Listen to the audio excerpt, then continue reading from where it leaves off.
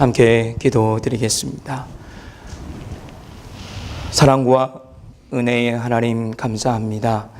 우리의 삶 속에서 임마누엘 은혜로 우리를 인도하시고 다시 주의 전에 정한 시, 정한 때, 정한 장소로 우리를 모으셨습니다. 하나님, 덧없이 이곳으로 우리가 걸음을 한 것이 아니라 하나님의 계획하심과 하나님의 섭리 가운데 우리가 이 자리에 있는 줄 압니다.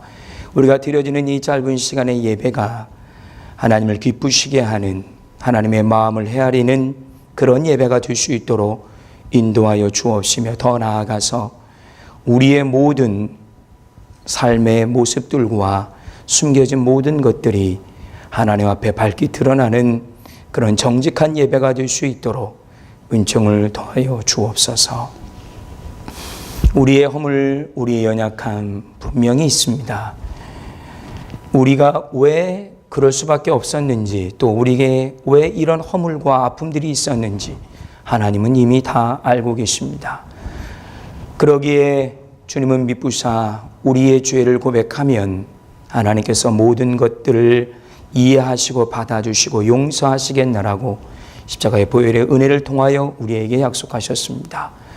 혹여나 하나님 앞에 우리의 모든 연약함, 허물들이 있다면 이 시간 고백하는 시간이 되게 하여 주옵시며, 세상의 분주한 것들 때문에 가장 놓치지 말아야 될 하나님과의 이런 관계를 잃어버리지 아니하는 우리 귀한 주의 교우들이 다 될 수 있도록 은총을 더하여 주옵소서. 하나님, 우리의 갖가지 기도의 제목들이 또한 있습니다. 이것은 우리가 이 땅을 살아가면서 하나님께 드려지는 소망과 소원일진데, 하나님께서 우리의 피로를, 우리의 연약함을 아시겠사오니 우리가 기도하는 그 모든 기도들이 선한 기도가 되어 아름다운 하나님의 은혜의 결과로 우리가 삶 속에서 누리는 그런 복도 또한 허락하여 주옵소서. 단순히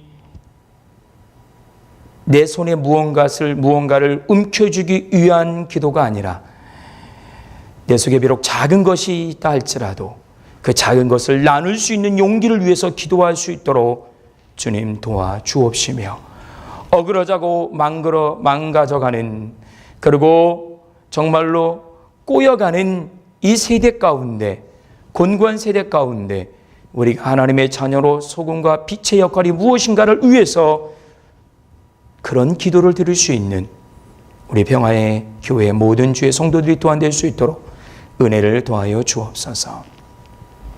하나님, 이 시간 특별히 기도를 드립니다. 지난 주간에는 우리가 떠나온 고국에 참 귀한 소식들이 전해졌습니다. 평양에서 남과 북의 정상들이 만나 우리 교회의 새로운 미래와 꿈을 다시 한번 나누고 그리고 계획하는 그런 시간들이 있었습니다. 비록 우리가 고국을 떠나와 여기에 있지만 우리도 많은 관심을 가지고 함께 그 광경들을 보며 하나님께 기도했습니다. 하나님, 우리 민족, 우리 교회를 긍휼히 여겨 주시사 이 하나됨의 걸음이 끊쳐지지 아니하고 계속 진전되어 정말로 한반도의 진정한 하나님이 주시는 평화와 하나님의 은혜가 넘치는 그런 민족 교회가 될 수 있도록 은총을 더하여 주옵소서. 이를 위해서 우리가 작은 힘을 보탤 수 있도록 도와주시고 깨어서 기도하게 하시며, 깨어서 그것을, 이런 현상들을, 이런 과정들을 모르는 많은 사람들에게 선한 영향력을 끼칠 수 있는 정말로 깨어있는 주의 재단이 될 수 있도록 주님 저희를 사용하여 주옵소서. 후에 북미 회담까지 연결되는 모든 과정 속에 방해하는 모든 것들이 제거되게 하시며 아름답게 순탄한 순풍을 만나 배가 가듯이 하나님 순탄한 일정과 회담과 그런 과정과 그리고 올해가 다 가기 전에 진정한 평화와 종전을 선포할 수 있는 그런 은혜를 우리에게 허락해 주옵소서. 하나님, 우리 주님의 교회에 속해 있는 많은 연약한 주의 성도들을 위해서 또한 기도합니다.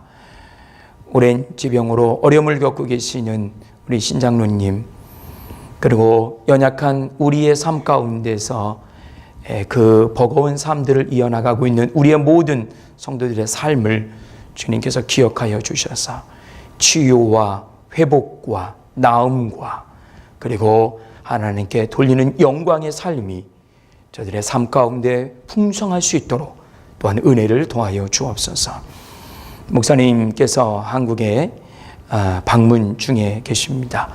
돌아오는 그 일정 가운데까지 모든 일정이 하나님 평안한 일정이 되게 하시고 건강한 일정이 되게 하시며 유익하고 많은 이들을 만나고 함께 나누는 모든 과정 속에 치유와 새로운 비전을 가지고 돌아오는 귀한 목사님이 될 수 있도록 은혜를 더하여 주옵소서. 특별히 기도합니다. 김인영 집사님의 모친께서 하나님의 부르심을 받고 별세하셨습니다. 하나님, 우리는 한 번도 뵙지 못한 어른이지만 그의 남겨진 가족과 유가족들, 자녀와 자손들에게 한없는 위로와 평안을 주시며 어머님이 이루지 못한 믿음의 아름다운 유산들을 그 귀한 가정들이 아름답게 만들어가는 복된 가정이 될 수 있도록 은혜를 더하여 주옵소서. 장례 치르고 돌아오는 모든 과정도 평안의 길로 인도하여 주옵소서. 이 시간 예배를 위해서 돕는 모든 손길들과 특별히 찬양을 통하여 하나님께 예배하는 성가대에게 하나님의 한없는 은혜와 강건한 은총을 허락하여 주옵소서. 여러 가지 많은 이유로 인하여서 함께 예배하지 못한 주의 성도들 있습니다. 어느 곳에 있든지 간에 함께 한 마음으로 기도하고 예배하는 그들의 복된 삶이 또한 되게 해 주옵소서. 우리 예배 가운데 함께 하실 주님을 찬양하오며 사랑 많으신 예수님의 이름으로 간절히 기도드립니다. 아멘. 오늘은 함께 읽은 이 본문의 말씀을 가지고 평화와 번영이라고 하는 제목으로 말씀을 전하겠습니다. 한 주간을 떠들썩하게 했던 사건들이 있었습니다. 바로 우리 성도님들이 보고 계시는 이 화면 속에 저 문구로 시작된 남북 정상회담입니다. 저 위에 있는 사진은 4월 27일 4.17 선언할 때 평화의 집, 판문점 평화의 집에서 평화와 번영을 심다 문재인 대통령과 김정은 위원장의 사진이고요. 그 밑에는 요번에 9월 18일부터 20일까지 문재인 대통령이 평양을 방문했지 않습니까? 거기에 방명록에 쓴 글입니다. 평화와 번영으로 결의의 마음은 하나다. 대통령 문재인 이렇게 기록되어 있습니다. 2박 3일이라는 두 정상의 만남의 일정들이 우리가 알다시피 상세히 잘 보도가 되었습니다. 볼 때마다 벅찬 감동 그리고 새로운 기대를 준 그런 사건이었습니다. 목사님이 가시고 이번 주 제가 설교를 하는데 도대체 어떤 설교를 주제로 할까 고민이 많았어요. 여기 제 아내도 아는데 어제 토요일 저녁 6시까지 설교가 안 남았어요. 아세요? 내일 설교해야 되는데 저녁 6시까지 설교가 안 나면 설교자가 어떤 마음을 갖고 계시는지 아십니까? 네. 근데 머릿속에는 온통 일주일 내내 제 머릿속에는 온통 그리고 제가 본 TV나 유튜브나 미디어나 글이나 모든 것은 온통 하루 종일 이 남북 정상회담에 관련된 것만 보았어요. 근데 제가 고민을 하는 거예요. 도대체 어떤 설교를 할까? 그다가 생각했어요. 하나님이 주신 감동이 있더라고요. 네가 일주일 내내 무슨 생각하고 살았니? 이거였어요. 너 뭐 봤니? 무슨 생각했니? 그러니까 설교자에게 주시는 감동을 함께 나누는 것이 설교라고 생각합니다. 그래서 어제 이거에 대해서 많은 준비는 하고 있었는데 준비를 해서 이 말씀을 갖게 그리고 이 남북 정상의 주제를 오늘 말씀의 주제로 삼게 되었습니다. 일반적으로 설교하면 정치적인 거 이런 거 다 내려놓고 순수한 하나님의 말씀을 전해야 된다 그렇게 말하는 사람들도 있는데요. 저희 교회는 그런 말은 아무 의미도 없고요. 말씀은요 일상입니다. 말씀은 삶이에요. 우리네 삶 속에서 벌어지고 경험되고 예측되는 것들, 다양한 사건들을 말씀을 가지고 어떻게 전망하고 어떻게 교훈하고 어떻게 진단하느냐, 이것이 바로 단에서 선포되는 말씀인 거예요.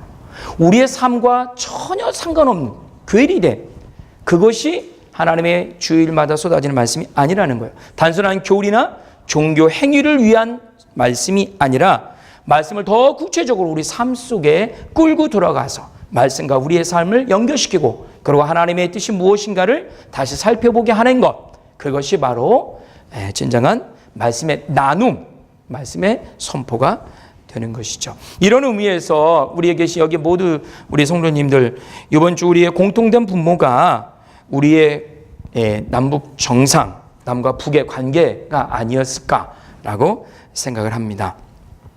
남북 간의 관계요, 우리 모두가 너무너무 잘 알고 있습니다. 바라보는 시선과 해석은 조금 다르다 할지라도 분단된 우리의 고국의 현실과 그 모든 상황들은 익히 우리가 많이 듣고 경험하고 때로는 안타까워하는 그런 상황인 거죠.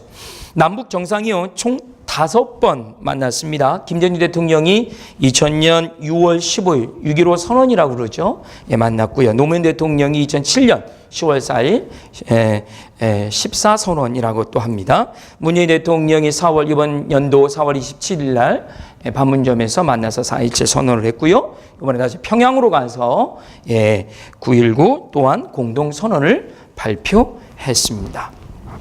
더딘 거리미입니다. 굉장히 더뎌요. 분단된 지 벌써 70년이 됐는데 남북 정상이 5번밖에 만나지 못했어요. 굉장히 더딘 걸음입니다. 그러나 그 걸음을 놓지 않았기 때문에 지금까지 왔다라고 생각합니다.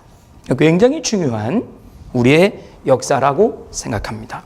그렇다면 이 놓지 않음, 그 더딘 걸음, 그 만남, 그 대화, 그 관계 굉장히 더딘데 그 더딘 걸음을 지금까지 놓지 않았기 때문에 여기까지 왔는데, 그렇다면 왜 놓지 않았을까요? 왜 그것을 놓지 않고 지금까지 그렇게 더디지만 묵묵히 우리의 관계가 만들어졌을까요? 여러 가지 많은 이유가 있겠습니다. 한민족이라는, 같은 민족이라는 그런 우리의 생각들이 있었기 때문에 그럴 수도 있고요. 우리의 소원은 통일이라고요. 저도 어렸을 때부터 교육받고 노래 부르고 했던 그런 어떤 교육적 어떤 이데올로기 사상이 우리에게 있어서 그런지도 모르고요. 또한 분단 역사를 통하여 헤어진 이산 가족들의 상봉 때문에 그 걸음을 계속했는지도 모르고요. 그거 아십니까?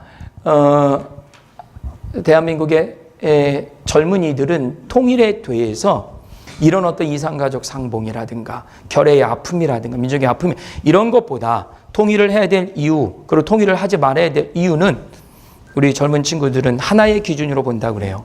그것은 바로 경제입니다. 경제. 통일이 됐을 때 우리에게 유익이 되느냐, 유익이 되지 않느냐, 이런 먹고 사는 문제, 이걸 놓고 통일을 해야 될까 말아야 될까, 지금 우리 젊은 친구들은 그런 가치로 또 통일을 바라보기도 해요. 뭐 다양한 계층과 세대와 그리고 여러 가지 많은 가치들이 이 통일에 대해서, 우리 한민족의 하나됨에 대해서, 그리고 더디지만 놓지 않고 꾸준히 걸어감에 대해서 많은 이야기들이 우리 안에 있습니다. 그러나 결론적으로 말씀드리면 우리 성도님들도 여러 가지 많은 생각들이 있겠지만 결국은 평화 아니겠습니까? 평화를 위해서 우리가 놓지 않고 지금까지 걸어온 것이 아닐까 생각하는 거죠. 왜냐하면 지금까지 우리에게는 평화가 없었기 때문에 그렇습니다. 평화를 경험해보지 못했기 때문에 그렇습니다. 평화를 깨는 그런 경험들만 있었죠. 평화를 깨는 그런 소리들만 들려왔어요. 평화를 깨는 그런 인식과 가치와 이데올로기와 사상들이 우리에게 있었을 뿐이었어요. 그러니까 평화를 위한 사상, 평화를 위한 소리, 평화를 만들어가는 그런 경험들이 우리에게 있었던 것이 아니라 이 귀한, 중요한 이 고귀한 가치들을 다 깨는 소리와 경험들이 우리에게 있었기 때문에 우리 마음속에는 이 평화를 꿈꾸고 있었다라고 하는 것. 우리는 평화를 원하고 있었다라고 하는 거죠. 그런데 둘로 나눠져서 평화를 기대할 수 없죠. 평화를 심다. 우리에겐 정말로 절실히 평화가 필요한 것입니다. 문재인 대통령의 연설 속에 그 선언문 속에 아주 정말 감동적인 글귀가 하나 있었습니다. 5,000년을 같이 살아온 결애가 70년을 헤어져 살았다. 70년이라는 시간의 평화가 깨진 겁니다. 5,000년 동안 만들어 온 평화가 지금의 70년으로 인하여 깨진 거예요. 이 깨짐에서 오는 수많은 고통을 우리의 세대가, 저희 할아버지, 저희 아버지, 그리고 우리 다음 세대가 어떻게 될지 모르겠습니다. 우리 2세대, 3세대 걸친 이 세대가 함께 왔던 그 깨짐의 아픔을, 그 고통을, 그 희생을 견뎌내야 되는 과제가 전에 있었고 지금도 있고 앞으로도 또한 있을 수도 있다는 겁니다. 어느 때인지 무엇 때문인지 누구 때문인지 우리 민족, 우리 결의의 이 평화를 잃어버렸는지, 그렇기 때문에 이 평화를, 그 잃어버린 평화를 찾기 위해 더딘 걸음이지만 우리는 계속해서 지금까지 걸어왔다라고 하는 것입니다. 우리의 미래는, 우리의 운명은 우리 스스로 결정한다. 능라도 5.1 경기장에서 또한 대통령의 연설이 있었습니다.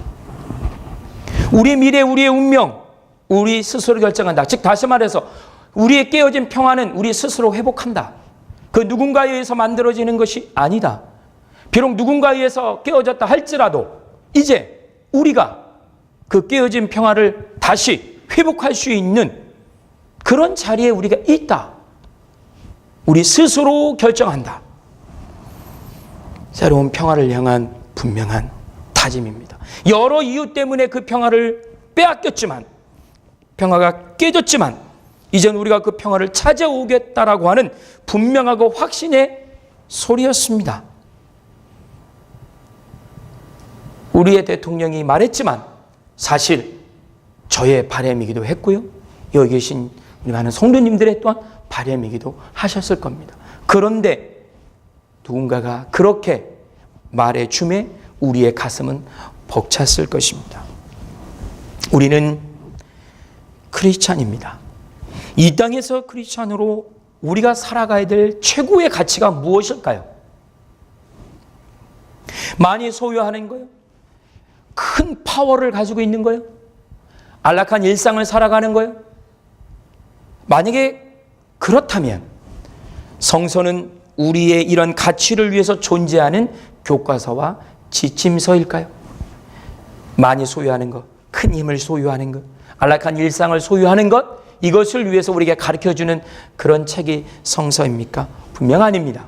성서는 옛날이나 지금이나 우리에게 분명한 하늘의 가치, 하나님의 가치를 말하고 있는데 그것은 바로 무엇이냐면 우리가 깨트려버린 그 평화, 그 화목, 그 화평, 그 평화를 다시 회복하고 소유하고 누리고 유지하는 것이 바로 성서가 우리에게 주는 가장 최고의 가치라고 말씀드릴 수 있습니다.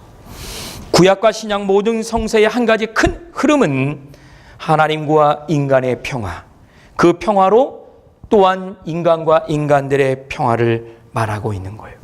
그 평화가 깨진 이 세상에는 결코 구원이 없는 것입니다. 즉 구원의 진정한 가치는 평화와 함께 가는 겁니다. 평화가 깨지면 거기에 진정한 구원은 존재하지 않는 거예요. 종교적인 구원은 있을 수 있어요. 교리에 의한 구원은 있을 수 있어요. 하지만 하나님이 말씀하시는 진정한 구원의 하나님의 나라는 존재하지 않는 거예요. 왜? 평화 깨져도 화목이 없어도 나름 행복하고 즐거운 그런 수많은 무리들이 있어요. 그들이 말하는 구원이 있을 수도 있어요. 하지만 중요한 것은 이 평화가 깨지면 평화는 이때에 하나님 나라와 구원은 존재하지 않는 겁니다. 이것이 성서의 가르침이에요. 마태복음 5장에 보면 황금률, 산상수훈이 나옵니다. 마태복음 5장 9절에 평화를 이루는 사람은 복이 있다. 하나님이 그들을 자기의 자녀라고 부르실 것이다. 하나님의 자녀는 구원의 백성을 말하는 거예요. 평화를 이루는 자, 하나님의 자녀가 되는 것이죠. 오늘 본문에서 우리는 매임과 풀림의 비밀을 말씀을 통해 볼 수 있습니다.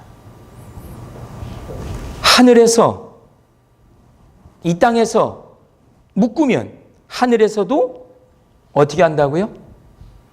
어떻게 한다고요? 이 땅에서 묶여지면 하늘에서 어떻게 한다고요? 묶여지고, 이 땅에서 풀면 하늘에서 어떻게 한다고요? 풀린다. 어려운 것이 아닌 단순한, 아주 단순한, 매우 중요한 주님의 가르침입니다. 매임이 뭡니까? 그렇다면 매임은 평화의 깨짐을 말하는 거예요. 성세의 진정한 가르침은 평화예요.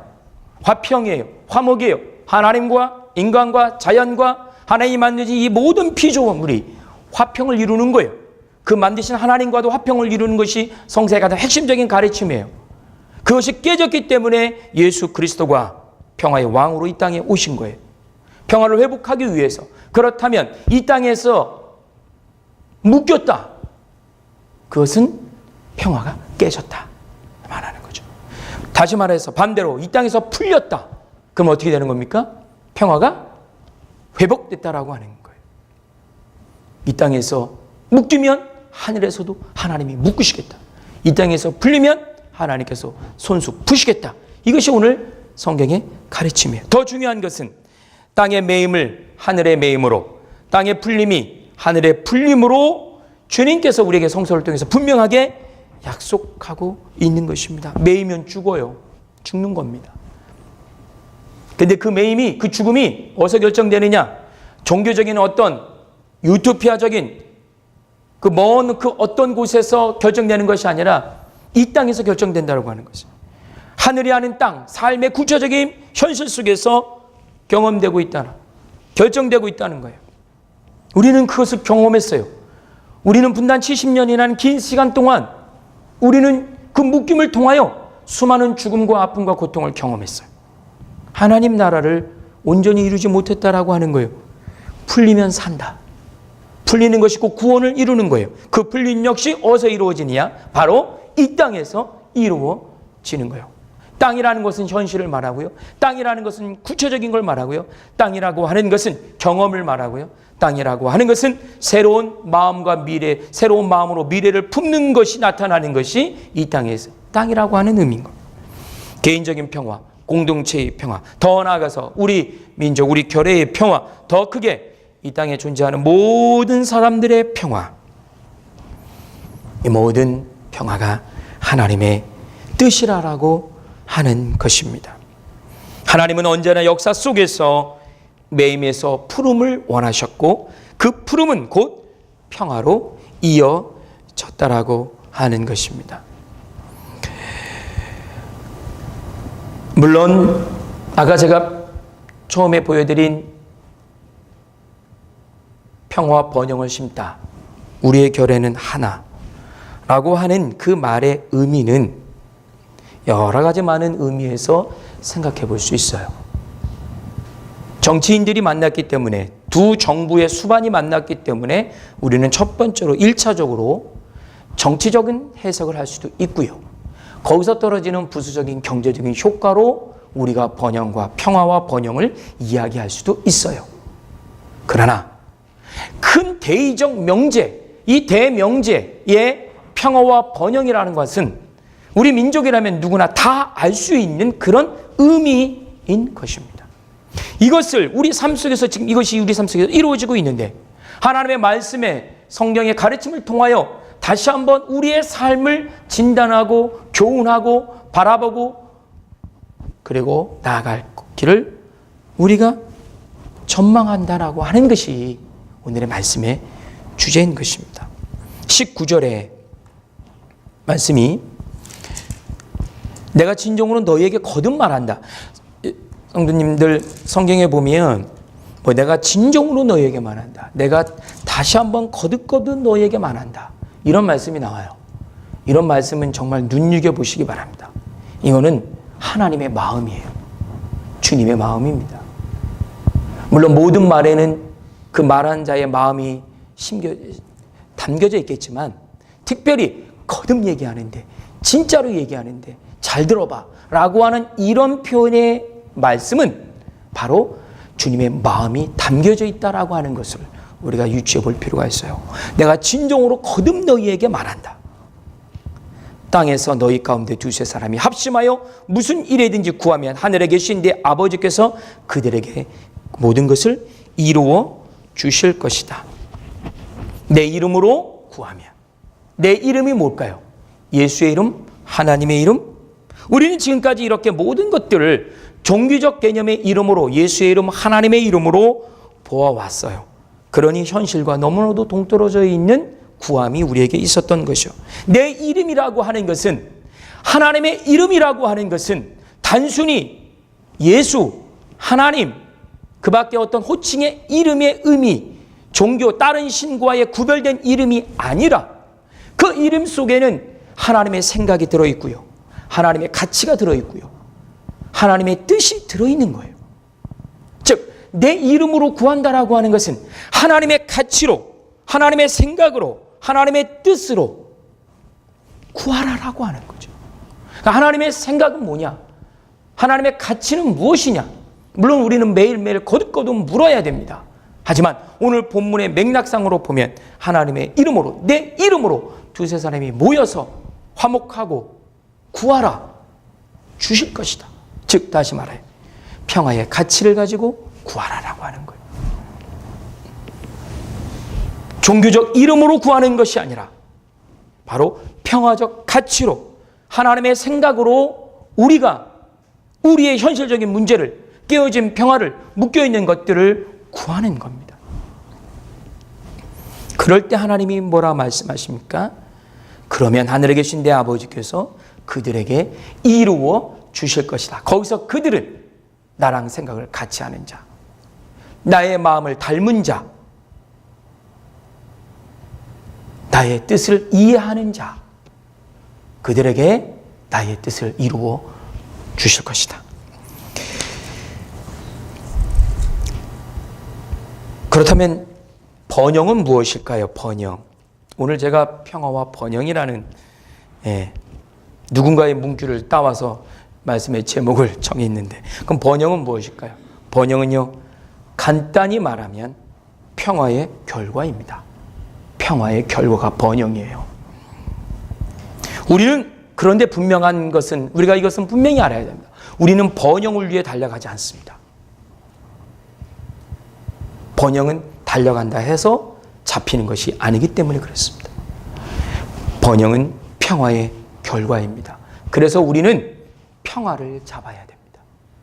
평화를 위해서 달릴 뿐입니다.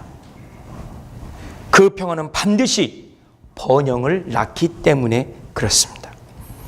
평화 없는 번영은 존재하지 않아요.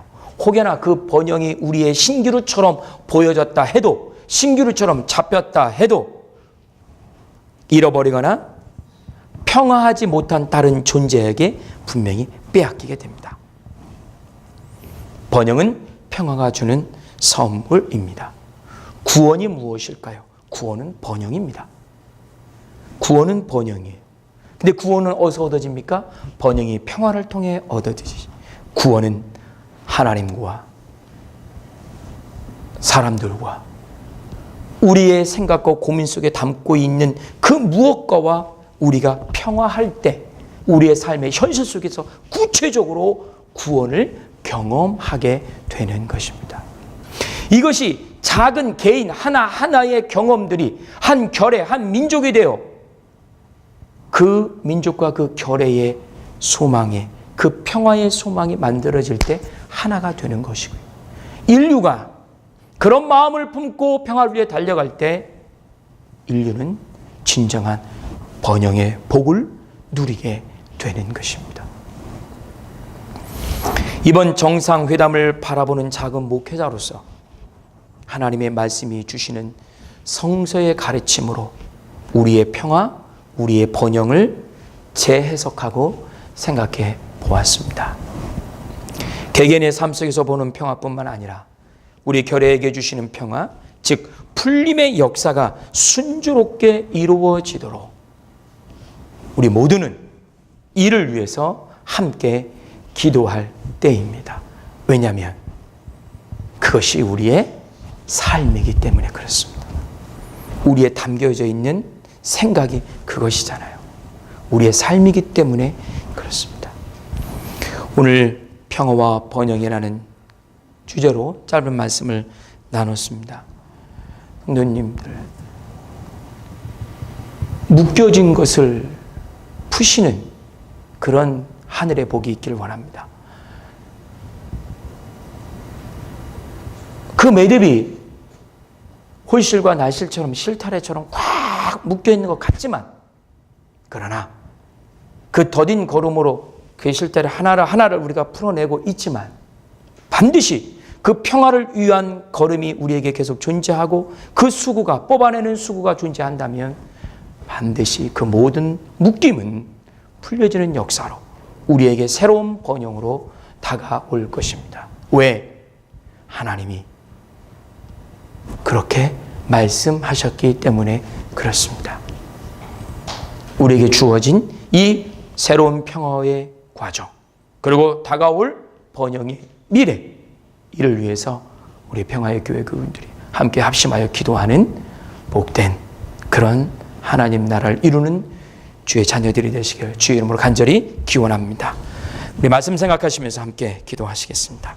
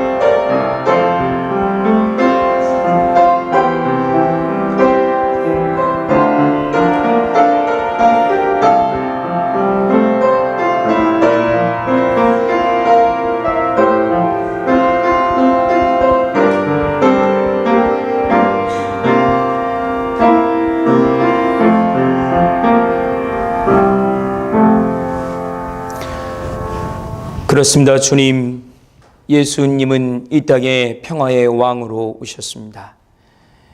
이 땅의 모든 인생들의 묶인 것들, 그리고 그 묶임으로 인한 깨진 평화 속에 얻어진 많은 고통과 슬픔과 그리고 아픔의 모든 경험들을 다시 회복하기 위해 주님께서는 평화의 가치로, 평화의 가르침으로 이 땅에 오셨습니다.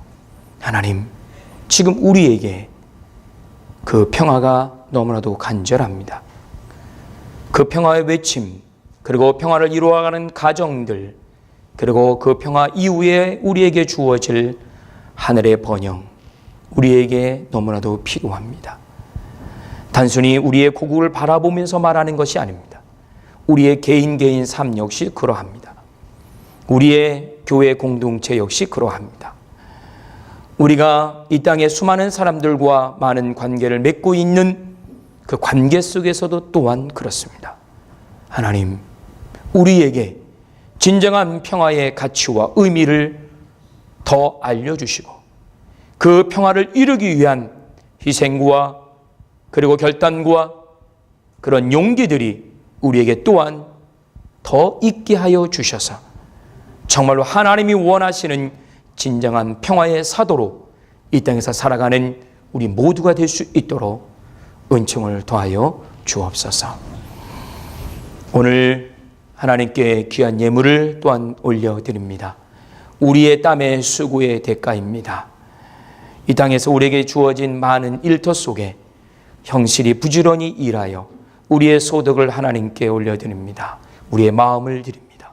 하나님 기쁘게 받으시며 이 예물이 주님의 교회를 그리고 하나님의 평화를 만들어가는데 존귀하게 쓰임받는 거룩한 예물이 되게 해 주옵시고 드리는 모든 손길마다 하늘의 번영을 허락해 주시옵소서. 감사하오며 예수님의 이름으로 기도드립니다.